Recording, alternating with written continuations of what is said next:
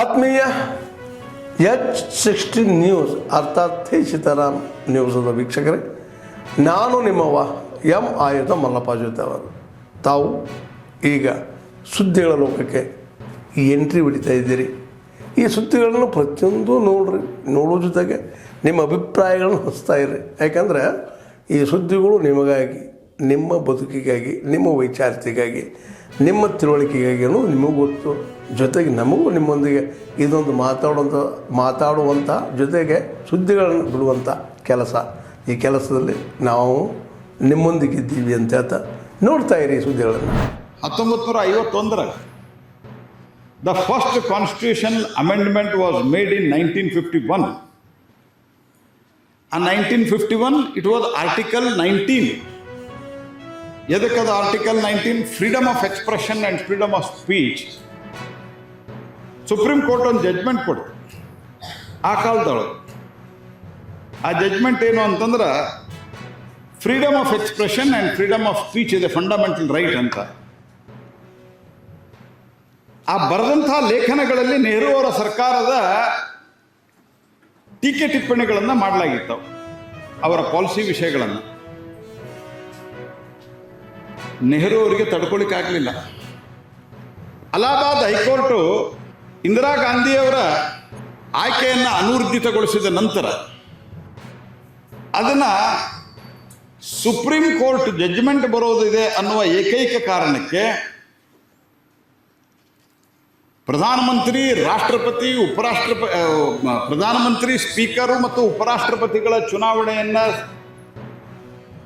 ಪ್ರಶ್ನೆ ಮಾಡುವಂಗಿಲ್ಲ ಅನ್ನುವಂಥ ಒಂದು ಬದಲಾವಣೆ ಅದು. ಎದಕ್ಕೆ ಬದಲಾವಣೆ? ಆರ್ಟಿಕಲ್ 38, 39, 42 ಎಲ್ಲ ಬದಲಾವಣೆ ಆ ಕಾಲದಲ್ಲಿ ಬಂದು ಭಾಳ ದೊಡ್ಡ ಮಾತಾಡ್ತಾರೆ. 39ನೇ ಬದಲಾವಣೆ ವಿತೌಟ್ ಡಿಸ್ಕಷನ್, ಯಾವುದೇ ರೀತಿಯ ಚರ್ಚೆ ಇಲ್ಲದೆ ಆಯಿತು, ವಿತೌಟ್ ಎನಿ ಡಿಸ್ಕಷನ್. ಅದಾದ ನಂತರ ರಾಜ್ಯಸಭೆಯಲ್ಲಿ ಅದೇ ದಿನ ಪಾಸ್ ಮಾಡಿದೆ.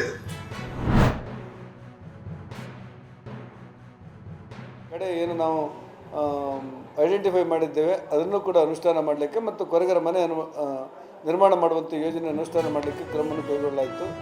ಬಂದರು ಇಲಾಖೆ ಮೂಲಕ ಹೆಜಮಾಡಿಯಿಂದ ಕಾರವಾರದವರೆಗಿನ ಒಟ್ಟು ನಮ್ಮಲ್ಲಿ ಕರ್ನಾಟಕದಲ್ಲಿರುವಂಥ ಬಂದರು ಪ್ರದೇಶ, ಕಡಲ ಕಿನಾರೆ ಅಂತ ಏನು ಕರೀತೇವೆ, ಉಡುಪಿ ಜಿಲ್ಲೆಯಲ್ಲಿರುವಂಥ ಇಡೀ ಹೆಜಮಾಡಿಯಿಂದ ಪ್ರಾರಂಭವಾಗಿ ಒತ್ತಿರಣೆವರೆಗೆ ಇರುವಂಥ ಎಲ್ಲ ಪ್ರದೇಶಗಳಲ್ಲಿ ನಮ್ಮ ಬಂದರು ಯೋಜನೆಯನ್ನು ಕೈಗೆತ್ತಿಕೊಳ್ಳಲಿಕ್ಕೆ, ಮೀನುಗಾರಿಕಾ ದೋಣಿಗಳು ನಿಲ್ಲಲಿಕ್ಕೆ ಬೇಕಾದಂಥ ಅನುಕೂಲಗಳನ್ನು ಮಾಡಿಕೊಡಲಿಕ್ಕೆ ಏನು ಬಂದರು ಯೋಜನೆ ಅಂತ ಕೇಂದ್ರ ಸರ್ಕಾರದ ಸಹಭಾಗಿತ್ವದಲ್ಲಿ ಮಾಡಿದ್ದೇವೆ, ಅದರ ಪೂರ್ಣ ಪ್ರಮಾಣದ ಅನುಷ್ಠಾನಕ್ಕೆ ಬೇಕಾದಂಥ ಕಾರ್ಯಕ್ರಮವನ್ನು ಹಾಕೊಳ್ಳಾಯಿತು.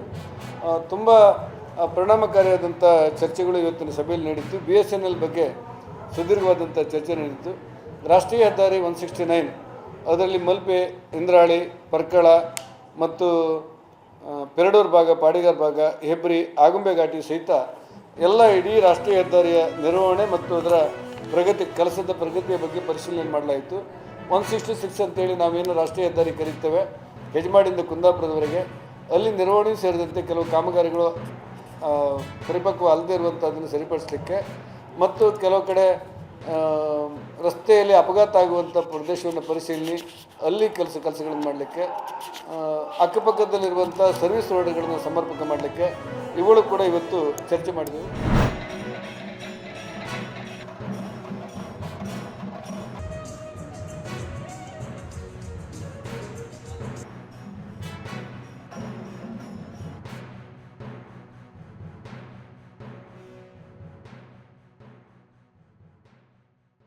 ಯಾವುದೇ ಪಕ್ಷ ಯಾರೇ ಅಧಿಕಾರಕ್ಕೆ ಬಂದಾಗ ಬಡವರವಾಗಿ ನಿಂತಾರೆ ಅಂತ ಹೇಳಿದ್ರೆ ಅವರಿಗೊಂದು ಚಪ್ಪಾಳೆಯನ್ನು, ಗೌರವವನ್ನು, ಅವ್ರನ್ನ ನೆನಪು ಮಾಡ್ಕೊಳ್ತಕ್ಕಂಥ ನಮ್ಮ ಕರ್ತವ್ಯ. ಇವತ್ತು ನನಗೆ ಬಹಳ ಸಂತೋಷ ಅಂತ ಹೇಳಿದ್ರೆ, ನಾವು ಇವತ್ತು ಬಡವರ ಮನೆಯಲ್ಲಿ ಟೀಕಾ ಟಿಪ್ಪಣಿ ಮಾಡಿದ್ರು ಗ್ಯಾರಂಟಿನ ಟೀಕಾ ಟಿಪ್ಪಣಿ ಮಾಡಿದವರು ಇವತ್ತು ಒಪ್ಕೊಳ್ತಾ ಇದ್ದಾರೆ. ಕಾನೂನಿಗಿಂತ ನಿಮ್ಮ ಅಂಡರ್ಸ್ಟ್ಯಾಂಡಿಂಗು ಮೋರ್ ಇಂಪಾರ್ಟೆಂಟ್ ಆಗ್ತಾ ಇದೆ ಎಲ್ಲ ಕಡೆನೂ. ನಾನು ನೋಡ್ದಂಗೆ ಸೊ ನೀವೀಗ ಅಕ್ಸೆಪ್ಟ್ ಮಾಡಿರೋದು ಬರೀ 31, ರಿಜೆಕ್ಟ್ ಆಗಿರೋದು 42. ಅದು ಎಲ್ಲೂ ನನಗೆ ಯಾವುದೂ ಸಿಗ್ತಾ ಇಲ್ಲ. ನೀವೇ ಕೆಲವು ನಿಮ್ದು ಇದು ಮಾಡಕ್ಕೆ ಬರುತ್ತೆ, ಇದು ಮಾಡಕ್ಕೆ ಬರಲ್ಲ ಅಂತ, ಅದು ಮಾಡಬಾರ್ದು ಅಂತ ಎಲ್ಲಿದೆ ಅಂತ ಯಾರಾದರೂ ತೋರಿಸಿ. ಹೇಳ್ರಿ JDL ಅಂತ ಹೇಳಿದೆ ಯಾರಾದ್ರೂ ಹಿಂಗೆ ಇವರೇ ಕಾನೂನುಗಳು. ಆಮೇಲೆ ಅವ್ರಿಗೆ ಕೇಳಿದೆ ಎಲ್ಲಿದೆ ಮಾಡ್ಬೇಡ ಅಂತ ತೋರ್ಸಪ್ಪ, ಯಾವ ಗೈಡ್ಲೈನ್ಸ್ ಅಲ್ಲಿ ಇದೆ, ಯಾವ ಸರ್ಕ್ಯುಲರ್ ಅಲ್ಲಿ ಇದೆ. ತಾಂಡಗಳಿದ್ದಾವೆ, ಬರೀ ತಾಂಡ ಚಿತ್ರದುರ್ಗದಲ್ಲಿ ಅಷ್ಟೇ ಪ್ರಮಾಣದಲ್ಲಿ. ಆದ್ಮೇಲೆ ಎಲ್ಲ ಸುದ್ದಿಗಳನ್ನು ನೋಡಿದ್ರಲ್ಲ, ಏನು ಅನಿಸ್ತು ನಿಮಗೆ? ಇದರಲ್ಲೇ ನಿಮ್ಗೆ ಲೈಕ್ ಆಗಿರ್ಬೋದು, ಡಿಸ್ಲೈಕು ಆಗಿರ್ಬೋದು, ಕಾಮೆಂಟ್ ಬೇಡಪ್ಪ ಅಂತೂ ಅನಿಸಿರ್ಬೋದು, ಕಾಮೆಂಟ್ ಮಾಡಬೇಕಪ್ಪ ಅನಿಸ್ಬೋದು, ಶೇರ್ ಮಾಡಬಾರ್ದಪ್ಪ ಅನಿಸಿರ್ಬೋದು, ಅದು ಮಾಡಬೇಕು ಅನಿಸಿರ್ಬೋದು. ಏನಾದರೂ ಆಗಲಿ ಶೇರ್ ಮಾಡ್ತಾಯಿರಿ, ಈ ನ್ಯೂಸ್ಗಳನ್ನ ಹಂಚ್ತಾ ಇರಿ, ಜೊತೆಗೆ ಇದಕ್ಕೆ ಸಬ್ಸ್ಕ್ರೈಬ್ ಆಗ್ತಾಯಿರಿ ಅಂತ ಹೇಳ್ತಾ H16 ನ್ಯೂಸ್ ಅರ್ಥಾತ್ ಹೇ ಸೀತಾರಾಮ್, ಇದು ಸತ್ಯದ ಕೈಗೆ ನಡಿ. ವಂದನೆಗಳು.